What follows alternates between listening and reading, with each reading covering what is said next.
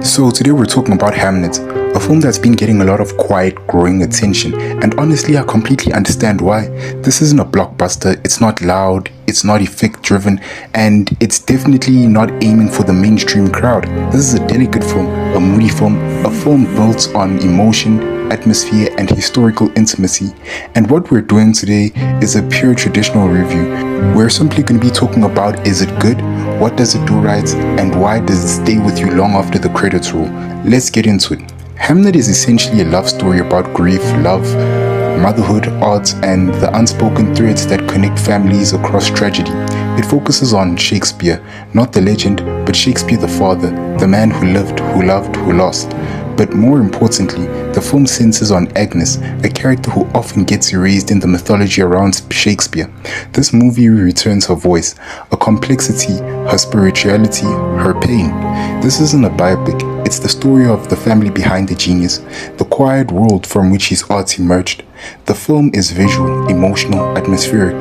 It's about moments, silences, textures, glances, far more than it is about plot.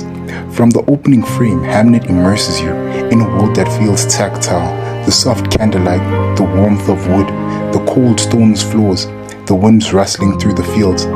It's a sensory film, almost meditative. Every frame looks hand-painted, and the cinematography has this gentle, breathing quality to it. The atmosphere isn't just beautiful, it's integral to the emotional storytelling. The visuals feel like memories made physical. This movie is felt, not just watched. Its emotional power comes not from big dramatic speeches, but from small gestures, the kind of moments that completely feel human. A mother brushing her child's hair, a wife feeling her husband drift away, siblings whispering secrets, grief settling into silence instead of screams. The film understands that grief isn't always loud. Sometimes it's the quiet that hurts the most. Agnes is one of the best written characters of the year. She's mystical but grounded, spiritual but not a caricature, strong but fragile. Her internal world is vast, and the film gives her the space to breathe.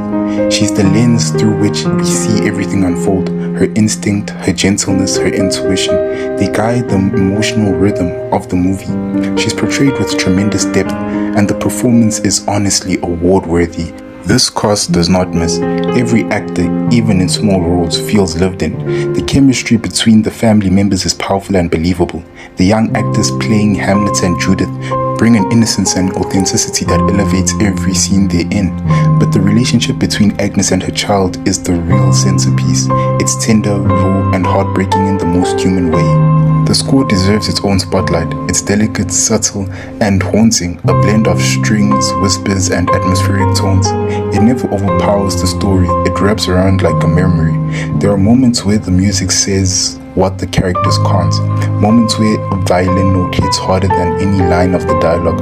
One of the most beautiful things about Hamnet is how it captures childhood, the curiosity, the closeness of siblings, the small rebellions, the fragile innocence, the bonds that feel unbreakable until life breaks it.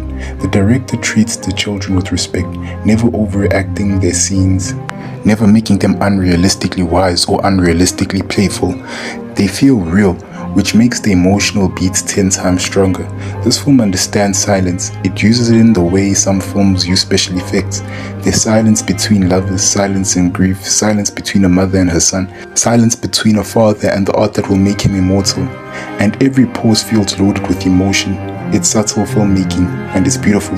Hamnet is set in the past, but it never feels like a textbook or a museum piece.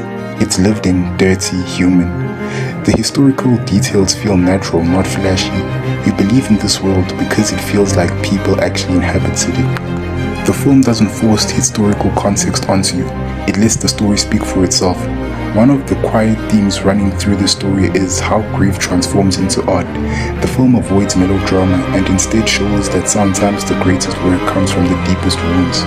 You see the emotional cost of creativity. You see the personal sacrifices behind the greatness. You see the pain that becomes poetry. And the way that the film handles this idea is subtle, elegant, and deeply affecting. Hamnet lingers. It doesn't just entertain you, it sits with you afterward, echoing in your mind. It makes you reflect on family, loss, the fragility of life, the power of memory, the ways we love and fail to love. the invisible threads binding us to the people we lose. This is one of those films you don't just watch, you absorb it. So is Hamnet good? Absolutely. It's gentle, emotional, beautifully made, and completely confident in the kind of story it wants to tell. It's not trying to be flashy, it's not trying to be loud, it's not trying to chase trends. It's simply a beautifully crafted film about grief, love, and the quiet resilience of a family shaped by loss.